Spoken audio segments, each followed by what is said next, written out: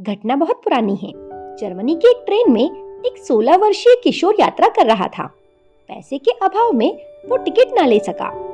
Ticket निरीक्षक को देखते ही वो डर गया और सीट के नीचे छुपने की कोशिश करने लगा, लेकिन वो ऐसा करने में असफल रहा और टिकट निरीक्षक की नजरों से न बच सका। उसकी इस हरकत को देखकर अनुभवी निरीक्षक ने सबसे पहले उसे किशोर के पास पहुंचकर टिकट मांगा। अब टिकट तो उसके पास था नहीं। वो कुछ सहम गया और इधर उधर देखने लगा। पास ही एक अखबार का टुकड़ा पड़ा हुआ था। किशोर ने उसे हाथ में उठाया, मन में संकल्प किया कि ये एक टिकट है और उसने टिकट निरीक्षक के हाथों में वो टुकड़ा थमा दिया। मन ही मन ये संकल्प दोहराता रहा कि हे परमात्मा, उसे वो कागज का टुकड़ा टिकट दिखाई पड़ जाए। उसके आश्चर्य का तब ठिकाना न रहा जब उसने देखा कि निरीक्षक ने उस कागज के टुकड़े को वापस लौटाते हुए ये कहा कि क्या तुम पागल हो गए हो? तुम्हारे पास जब टिकट था तो सीट के नीचे छिपने की कोशिश क्यों कर रहे थे? अबाउट माई सेल्फ पुस्तक में बुल्स मैसिंग नामक एक रूसी परामनोवैज्ञानिक उपयुक्त घटना का उल्लेख करते हुए लिखते हैं कि उस दिन से मेरा पूरा जीवन ही बदल गया। पहले मैं अपने आप को असहाय, असमर्थ और मूर्ख मानता था, पर उस घटना के बाद ये विश्वास पैदा हुआ कि मेरे भीतर कोई महान शक्ति सोई पड़ी है जिसे जगाया और उभारा जा सकता है। उन प्रयत्नों में मैं प्राणपण से लग गया और सफल भी रहा। मैसिंग को दुनिया भर में ख्याति मिली। उसकी संकल्प शक्ति की विलक्षणता का परीक्षण अनेक बार विशेषज्ञों, वैज्ञानिकों के समक्ष किया गया। स्टालिन जैसे मनोबल संपन्न व्यक्ति भी मैसिंग से डरने लगे। भयभीत होकर स्टालिन ने उसे गिरफ्तार करा लिया। स्टालिन को सुनी हुई बातों पर विश्वास नहीं था। मैसिंग की परीक्षा उसने स्वयं ली। उसने मैसिंग से कहा कि तुम मेरे सामने अपने सामर्थ्य का परिचय दो। वो सहर्षी इसके लिए राजी हो गया। स्टालिन ने आदेश दिया कि बंद कमरे से कल 2 बजे तुम्हें छोड़ा जाएगा। एक व्यक्ति तुम्हें मॉस्को के एक बड़े बैंक में ले जाएगा। तुम्हें बैंक के कैशियर से 1 लाख रुपए निकलवा कर लाना होगा, पर ध्यान रहे तुम मात्र अपनी वाणी का प्रयोग कर सकते हो, किसी भी शस्त्र का नहीं। दूसरे दिन पूरे बैंक को सैनिकों से घिरवा दिया गया। 2 व्यक्ति पिस्तौल लिए छद्मवेश में मैसिंग के पीछे पीछे चल पड़े ताकि वो किसी प्रकार की चाल न चल सके। ट्रेजरर के सामने उसे खड़ा कर दिया गया। मैसिंग ने जेब से एक कोरा कागज निकाला, एकाग्र नेत्रों से उसे देखा और ट्रेजरर को दे दिया। ट्रेजरर गौर से उस कागज को उलट पलट कर देखकर आश्वस्त हो गया कि वो एक चेक है और सही है। उसे अपने पास रखकर उसने 1 लाख रुपए मैसिंग को दे दिए। उन्हें लेकर वो स्टालिन के पास पहुंच गया और रुपए उसे सौंप दिए। सारा विवरण जानकर स्टालिन के आश्चर्य का ठिकाना न रहा। इतने पर भी स्टालिन को उसकी संकल्प शक्ति पर पूर्ण विश्वास नहीं हुआ। उधर मैसिंग वो धनराशि वापस लेकर खजांची के पास पहुंचा और उसे पूरी बात बताई। उसने चेक समझकर रखे हुए कागज को दोबारा देखा तो अब मात्र वो एक कोरा कागज था। धनराशि वापस करते हुए मैसिंग ने खजांची से कहा कि महोदय क्षमा करें, ये संकल्प शक्ति का एक छोटा सा प्रयोग था। आपको इसका दंड ना भुगतना पड़े, इसी कारण ये रुपए आपको लौटाने आया हूँ। वो क्लर्क इस घटना से इतना हतप्रभ हुआ कि उसे दिल का दौरा पड़ गया और वो कई दिनों तक बीमार पड़ा रहा। स्टालिन इतने से भी संतुष्ट नहीं हुआ।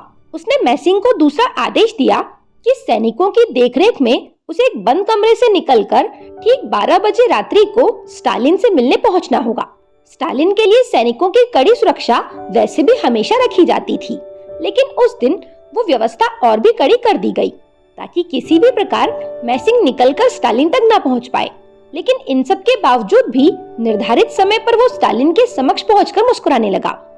स्टालिन को अपनी आंखों पर विश्वास नहीं हो रहा था, पर जो सामने घटित हुआ था उससे इनकार भी वो कैसे कर सकता था। भय मिश्रित स्वर में उसने मैसिंग से पूछा, ये असंभव कार्य तुमने किस प्रकार और किस शक्ति के सहारे किया? मुझे थोड़ा विस्तार से बताओ। मैसिंग बोला, ये और कुछ भी नहीं, संकल्प बल का एक छोटा सा चमत्कार है। मैंने मात्र इतना किया कि मन को एक विचार, एक लक्ष्य के लिए एकाग्र किया। तत्पश्चात दरवाजे पर आकर सैनिकों से निर्देश स्वर में बोला कि मैं वैरिया हूँ। उस समय वैरिया को रूसी फौज का सबसे बड़ा और स्टालिन के बाद सर्वोच्च अधिकारी माना जाता था। आपसे मिलने की इच्छा जाहिर करते ही सैनिकों की पहली कतार ने मुझे कमरे का नंबर बताया।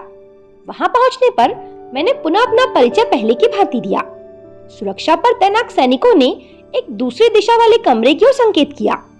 वहां भी सशस्त्र सैनिकों की एक टोली मौजूद थी। जनरल वैरिया का नाम सुनकर उन्होंने प्रत्यक्ष सामने खड़ा देखकर उन सैनिकों ने भी अभिवादन करते हुए आगे का रास्ता बता दिया। इस प्रकार सैनिकों की 60 टोली पार करने के बाद निश्चित रूप से ये मालूम हुआ कि आप कहाँ हैं। अपना पूर्व की भांति परिचय देकर मैं यहाँ आ सकने में समर्थ हुआ। मैसिन के द्वारा स्टालिन को एक नया सूत्र हाथ लगा कि मनुष्य के भीतर कोई ऐसी अविज्ञात शक्ति विद्यमान है जो प्रत्यक्ष सभी आयुधों से भी अधिक सामर्थ्यवान है।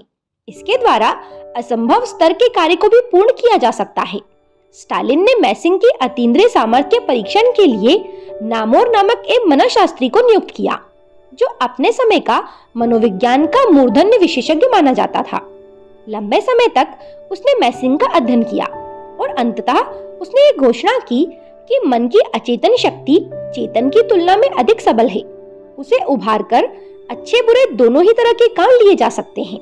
मैसिंग के भीतर का अचेतन प्रचंड रूप से जागृत है। उसी के माध्यम से वो प्रचंड संकल्प की प्रेरणा देकर दूसरों को सम्मोहित कर लेता है और अपने प्रयोजन में सफल हो जाता है। स्टालिन हतप्रभ रह गया। वस्तुतः ये सारा चमत्कार संकल्प शक्ति का है। मनोशास्त्री इसी शक्ति के एक छोटे से भाग को जागृत करके अगणित प्रयोग करते हैं। इन दिनों सम्मोहन के माध्यम से उपचार की एक नई पैथी विकसित हुई है। बच्चों के मानसिक विकास के लिए भी इसका प्रयोग मनस्वित करने लगे हैं। विचार संप्रेषण की प्रक्रिया में भी संकल्प शक्ति का ही प्रयोग निहित है। दैनिक जीवन में भी उस सामर्थ्य का एक छोटा पक्ष देखने को मिलता है। कितने ही व्यक्ति दूसरों को अपनी बातों, अपने विचारों से प्रभावित कर असंभव जनित कार्य भी करा लेते हैं। इच्छानुरूप दिशा में दूसरों को मोड़ने में भी सफल हो जाते हैं।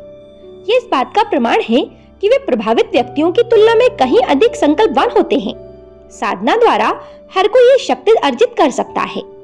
ये वीडियो आपको कैसा लगा मुझे कमेंट करके जरूर बताएं। मेरे साथ बने रहने के लिए आप सभी का धन्यवाद।